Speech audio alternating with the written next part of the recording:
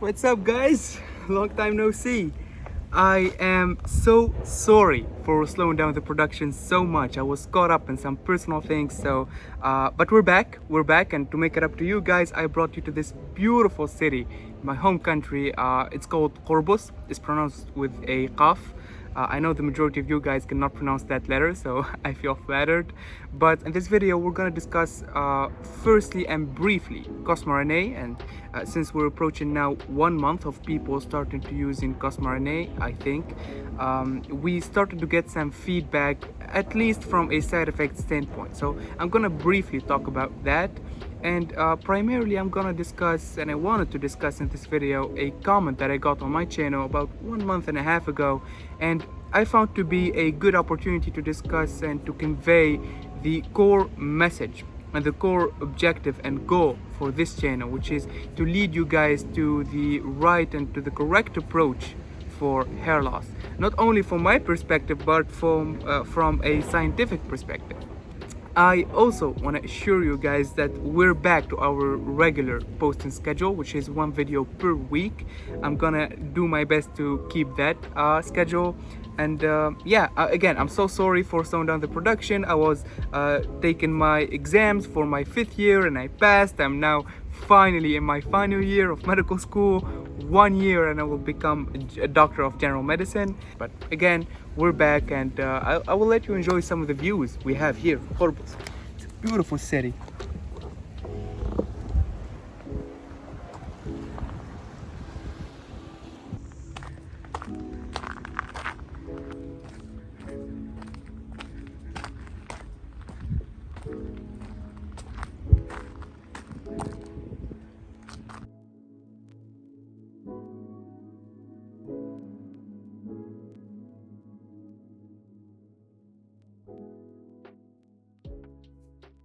So first of all, CosemeRNA.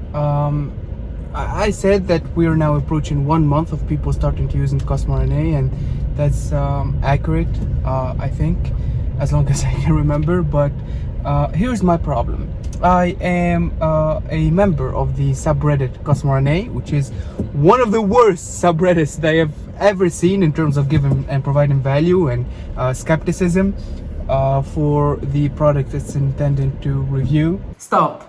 Hold the video there.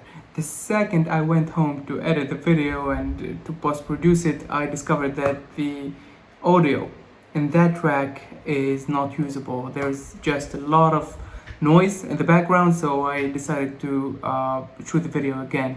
And I'm gonna start off by saying that the CosemeRNA subreddit is maybe the worst that I've seen in my whole life. It does not provide any value to its members. It punishes criticism and it punishes skepticism, which both are two valuable qualities and criteria to assess a new compound, such as CosemeRNA. So I don't really like that subreddit. And I think a lot of people maybe in my audience share that same idea with me. And it all boils down, as I've heard from some people, to the fact that it's filled with shareholders of the Pioneer company that literally spam any post that proposes any skepticism of the product with harsh comments. I mean, don't get me wrong, there are still valuable members that try to genuinely provide their and share their experiences in the subreddit with the product, but I've noticed that there are also some bots in that subreddit. So I hope with time the moderators will make a better job to make it a better place for users of this new compound. But what I wanted to actually say about CosemeRNA is, as I said, there's 1 month from people starting to use CosemeRNA, and 1 month is never enough to assess even a safety profile of a compound like CosemeRNA, let alone the efficacy. So there are some people who claim that they've started noticing some itching, and they said that's due to the DHT resistance or something like that. Or some people also claim that they've seen some hair regrowth. Some people claim that they've seen some sexual side effects, which can be legitimate, especially when we're talking about side effects. But again, it's too early to judge. In my opinion, we should wait at least 3 months, and then I will start posting about CosemeRNA again on my channel and talking more in details about the experiences and personal anecdotes that people share on that subreddit and on other places.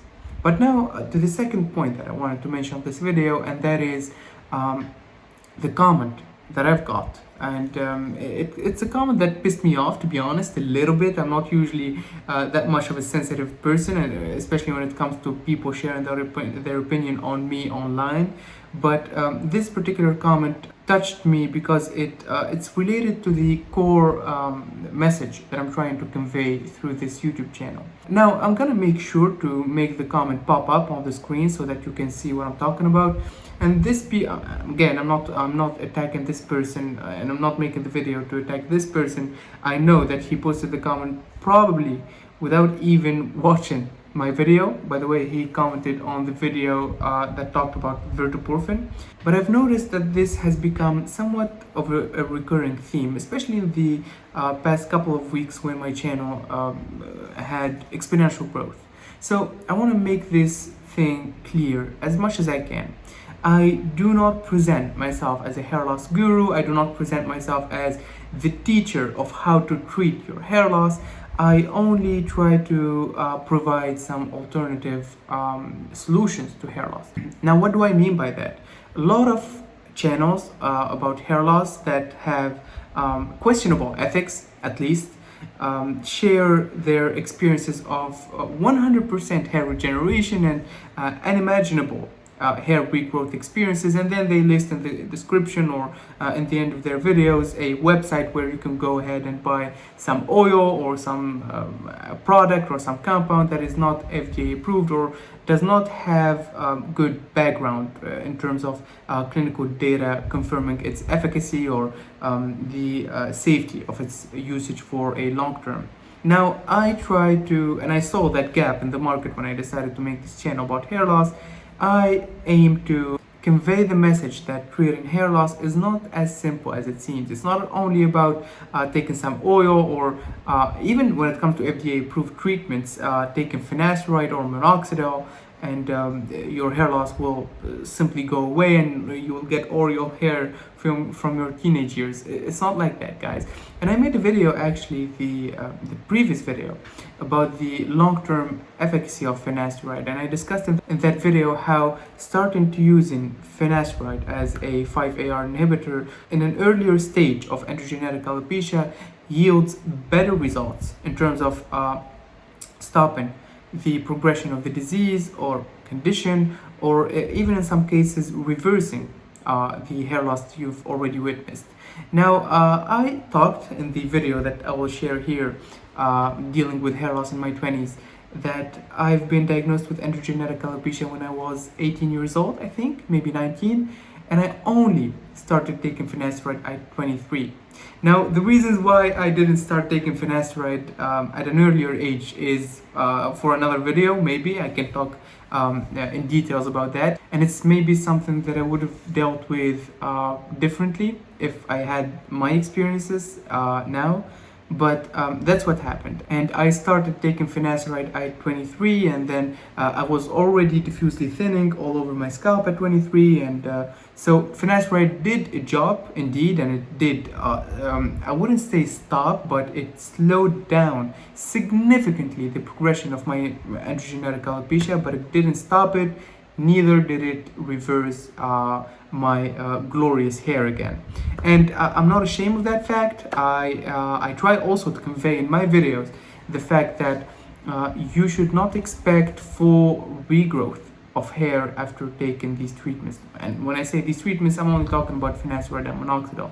I only encourage my viewers to take FDA approved treatments. None of that pyrolutamide, GT20029 or verteporfin bullshit. I mean, I am the biggest fan of verteporfin, of Control Pharma, but until they are FDA approved, I would never encourage my viewers to take any of those. And actually, I've got 2 sponsorship deals, propositions from 2 companies that propose that I would sell to my viewers or promote to my viewers their services. And their services are selling pyrolutamide formula. They claim that they have the original formula and they sell it, and I declined, and I mentioned this before in a video because I don't see it as an ethical act to promote non-FDA approved treatments. Even pyrolutamide, which is on its way to get FDA approved, but still, as a primary healthcare provider myself, in the future, I'm a future doctor, or even as a person, I wouldn't, in good faith, think it's ethical to do that. When I talk about using FDA-approved treatments, I always say, and I always try to convince my viewers that they should never expect a hair regrowth or reversal of their hair loss. That's just a bonus. They just need to take these treatments prophylactically to stop the progression of the disease, and then if they want to have some regrowth of their hair, they should go and do a hair transplant. That's, in my opinion, the only way that you will get significant hair regrowth to the point that you would be satisfied again with your looks, comparable with how you looked maybe 5 years ago. So that's my whole message from this channel. There's no quick magic formula to reverse your hair, and any YouTuber who claims that there is lying to you. Don't believe it. He's just gathering views, and he's just trying to sell some shady product in the description. Now, this comment that I mentioned, I actually thought that I am one of those guys, because he thought that I'm promoting verteporfin or I'm promoting CosemeRNA, is one other criticism or skepticism that I've viewed and read a lot on my comment section, but that's not correct. I want to go on record now and clarify this. I do not have any sponsorship deal from any of those companies, neither RU58 for one company, which dropped its development, or the Control Pharma company, or the Bioneer company, especially the Bioneer company, because I have my own criticisms of the way the authors of the study assessed the safety of CosemeRNA when they were studying it.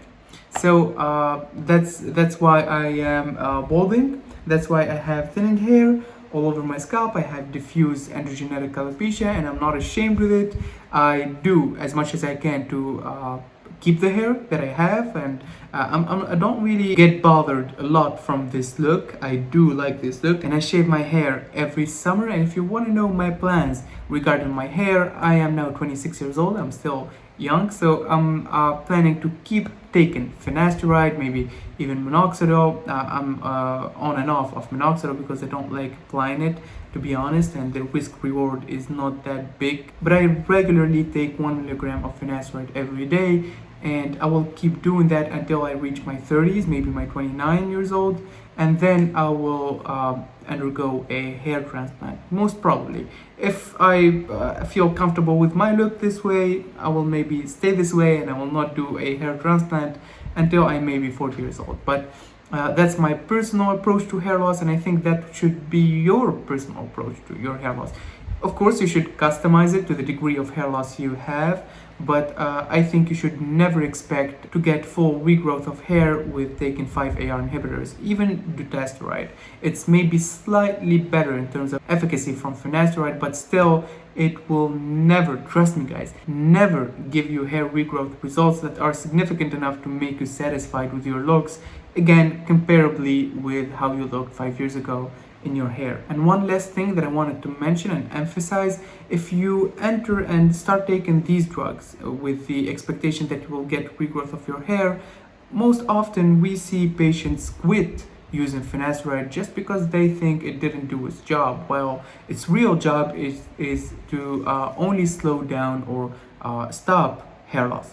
So if you enter this journey with the expectation that you will get your hairline of your teenage years, you will most often stop taking finasteride, which is a big mistake in my opinion for those who try to keep their hair. And one last thing that I wanted to mention in this video is the direction of this channel.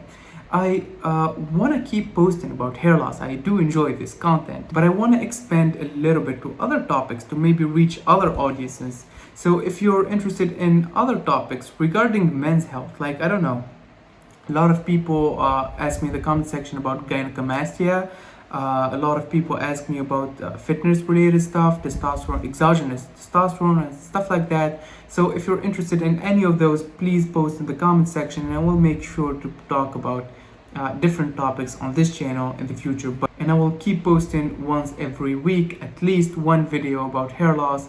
And there's a lot in the pipeline, like verteporfin. I've heard there's new data from Dr. Barghouthi regarding his study on the donor area administering verteporfin. Also, I've heard that Kintro Pharma had a press release, I think 2 weeks ago. So there's a lot more to unveil and to discuss in this industry. And if you like the video so far, please click on that like button. Also subscribe if you haven't yet. And as always, stay safe.